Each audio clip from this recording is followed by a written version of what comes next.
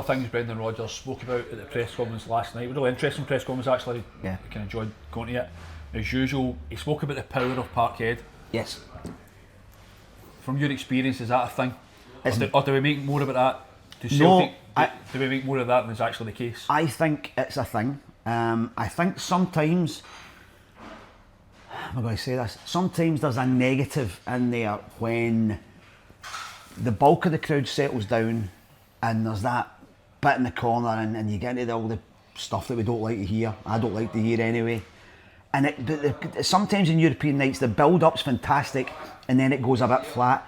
But in the Bratislava and the Leipzig games, I thought the atmosphere maintained itself in a really positive way all the time, and that's the power. See, when everybody in any football club anywhere all gets behind the same thing and all sings and shouts positive stuff, it's a massive thing.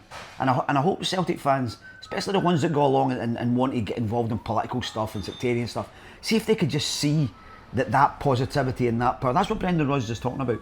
If everybody gets on the same positive hymn sheet, then that's a massive thing for Celtic. Yeah, I mean, you're talking about that section of the ground, but they can bring a lot of positivity to it. I know they absolutely can criticise them, but for certain things, which was fair game. But when they're on their game in a football sense, that they can actually make a difference. And I wish they would just realise that and go, actually, this would make us popular.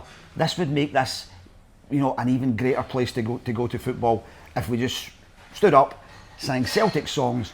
And this applies to any club anywhere, and really get behind the team because they need it. There's also a thing where when we talk about, as we've just spoken about there, you maybe look at certain sections, and it's not just Celtic. You look at maybe Rangers as well. Hearts have got it now, that kind of element. But there's 60,000 Celtic fans at the game tonight.